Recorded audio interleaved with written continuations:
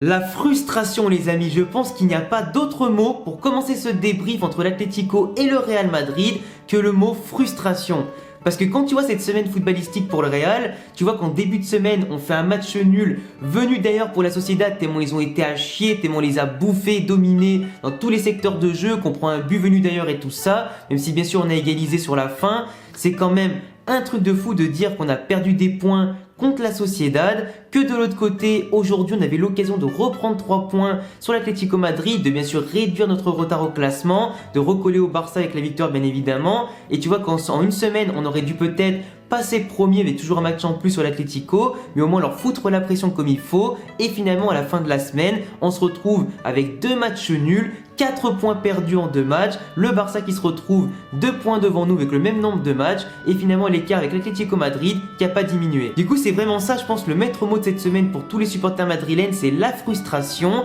Après quand tu vas analyser du coup aujourd'hui le derby dans son ensemble, on n'était pas du tout, mais alors pas du tout concentré et surtout au niveau par rapport au match aller, on avait bouffé l'Atlético Madrid dans tous les secteurs de jeu, on en avait fait limite en face une équipe de Ligue 2, de tout ce que tu veux, enfin c'était pas du tout une équipe de l'Atlético qui était au niveau match aller, on les avait tellement démontés les amis que je me disais que c'est bon, le Real Madrid a défoncé une forte équipe, c'est qui était en tête de Liga à l'époque, c'est surtout qui pouvait le plus nous poser problème, on leur a infligé leur première défaite en Liga, je pensais qu'on allait leur infliger leur 3e défaite en Liga, vu qu'ils ont aussi perdu entre temps contre l'Levante, finalement on n'a pas du tout été au niveau, autant les cadres que les remplaçants qui sont revenus de blessure comme Rodrigo, Valverde et tout ça n'ont pas été excellents aujourd'hui, sauf bien sûr en deuxième mi-temps quand l'équipe a su profiter des moments faibles de l'Atlético Madrid et tout ça pour rehausser un petit peu le rythme et profiter de quelques occasions, mais dans l'ensemble je pense que les joueurs aujourd'hui n'ont pas été excellents, sauf bien sûr en fin de match. Mais c'est quand même frustrant parce que quand tu analyses le match dans son ensemble, tu vois que l'Atlético Madrid, ils ont été bien meilleurs que nous sur ton point à mi-temps, où déjà il y a un but à 0 sur une action de merde, où tu vois que notamment Nacho s'est totalement foiré sur l'accélération de Llorente, que de l'autre côté les défenseurs, Varane avec bien sûr le retour de Casemiro et tout ça, étaient totalement pas alignés, que Suarez sur un petit appel, un petit pas au bon timing, il a fait la différence avec un petit extérieur du pied ensuite pour finir assez proprement. Tu vois quand même que notre défense elle était pas bien concentrée, elle était pas bien alignée, surtout pas bien en place sur ses bases, contrairement à l'Atlético Madrid qui bien sûr avec des joueurs de classe mondiale comme Llorente, comme Suarez, ont fait la différence finalement sur quelques mouvements. Un Llorente justement qui me fout vraiment le démon à chaque fois que je le vois faire des grosses prestations et encore plus contre nous, parce qu'il faut pas oublier qu'on l'a vendu quand même pour 30-40 millions à l'Atlético Madrid à cause de Zidane, un joueur qui aujourd'hui depuis 2019 ou même 2020 fait partie pour moi des meilleurs joueurs de Liga, si ce n'est dans le top 3, le top 4 ou le top 5 de Liga, et il est surtout à mon sens le meilleur joueur espagnol aujourd'hui ou dans le top 3 des meilleurs joueurs espagnols aujourd'hui, ce qui est quand même un énorme gâchis pour 40 millions. En tout cas Suarez et Llorente qui ont tous les deux été élus hommes du match, à pas grand chose en termes de notes, en tout cas rouler sur le Real Madrid aujourd'hui, il n'y a pas de mots autre que ça, ils nous ont déstabilisés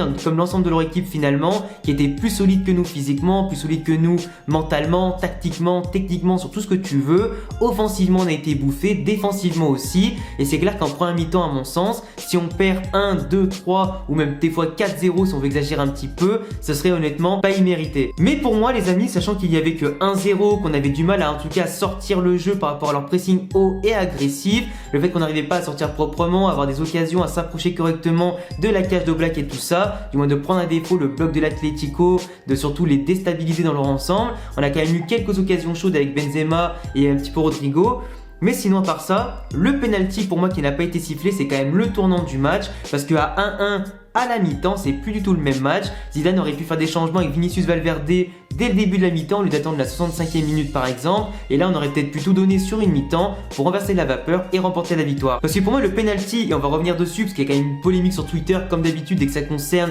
le Real Madrid et tout ça, je vois que tout le monde en général, les supporters catalans, Atlético et les supporters du foot en général, te disent à chaque fois le Real Madrid s'est avantagé par la VAR, le Real Madrid s'est avantagé par l'arbitre, la VAR Madrid, etc. Mais là les amis, je suis désolé, objectivement,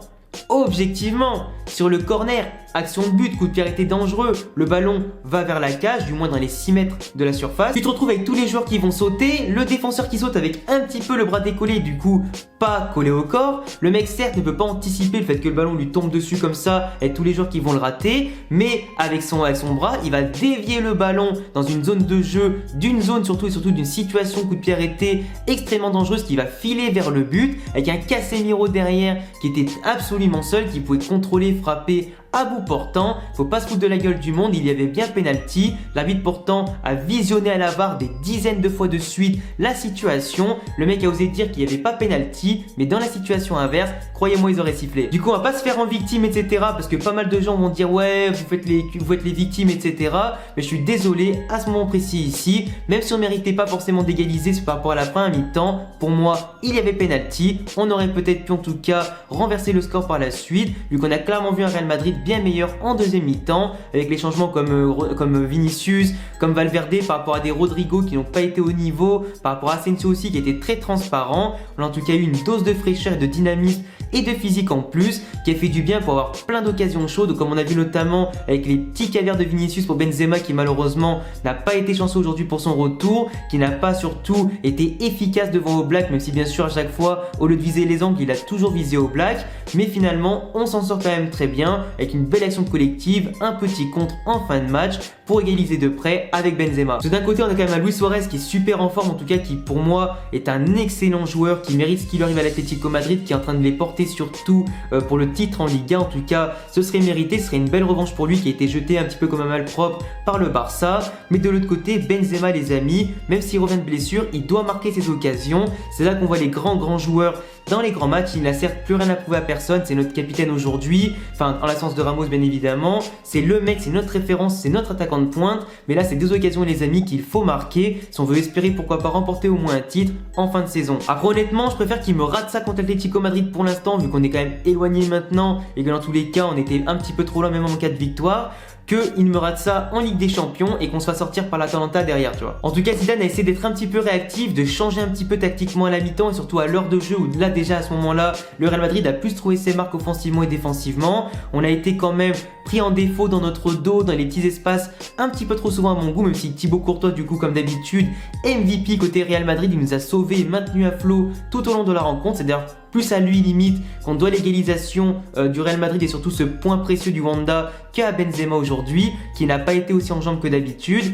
Mais sinon clairement aujourd'hui quand tu prends l'ensemble de l'équipe, autant Varane se faisait bouffer par Carrasco, par Suarez, Correa même carrément, ou même le petit pont qu'il a pris à un moment, qu'autre chose. Nacho n'a pas du tout été au niveau aujourd'hui, pareil le milieu de terrain a été un petit peu en dedans, un peu dépassé je pense par l'enchaînement des matchs et tout ça. Mais j'espère vraiment qu'ils vont se reprendre d'ici les prochains matchs et surtout la Ligue des Champions, parce que la Liga aujourd'hui clairement on reste à portée de tir potentiellement de l'Atlético qui doit jouer contre Bilbao, le Barça bientôt et tout ça. Donc il y a encore des gros matchs pour l'Atlético Madrid et des petits matchs pièges, mais aujourd'hui on peut plus se permettre de perdre des points si on veut gagner la Liga, si on veut du moins espérer rattraper le Barça puis rattraper derrière l'Atlético. Ça va être extrêmement compliqué, il faut vraiment que l'équipe se mette au niveau, qu'on récupère le rythme avec tous les blessés qui reviennent petit à petit et viser surtout aujourd'hui la Ligue des Champions. Parce que je le rappelle, en 2014 et je crois aussi peut-être en 2016, et encore ça je suis pas sûr, mais il me semble qu'on a fini 2 fois 3e en championnat et que derrière on a gagné la Champions League. Du coup personnellement, si on peut être 3e de Liga mais derrière remporter la Champions League, je signe tout de suite. En tout cas voilà, c'est tout pour ce petit débrief du Real Atlético Madrid. Je rappelle un Atlético qui a quand même dominé en première mi-temps, le Real Madrid avec les changements qui a pu petit à petit prendre sa marque sur la rencontre, le penalty qui aurait pu tout changer en première mi-temps, mais globalement l'Atlético Madrid méritait la victoire pour moi finale, avec peut-être 2-1, 3-1, 4-1 comme vous voulez. En tout cas un grand Courtois, une équipe du Real Madrid qui est certes un peu blessée, qui est touchée mais qui n'est pas écroulé au sol, qui a réussi à rester debout comme d'habitude, avec une belle égalisation en fin de match, en espérant bien sûr faire beaucoup mieux dans les prochaines semaines. En tout cas les amis, je vous laisserai me laisser un petit pouce bleu comme d'habitude, vous abonner, cocher la cloche si vous kiffez le Real Madrid et mes vidéos comme d'habitude. On se retrouve très vite pour de prochaines vidéos analyses et réactions de match. A bientôt et prenez soin de vous, ciao.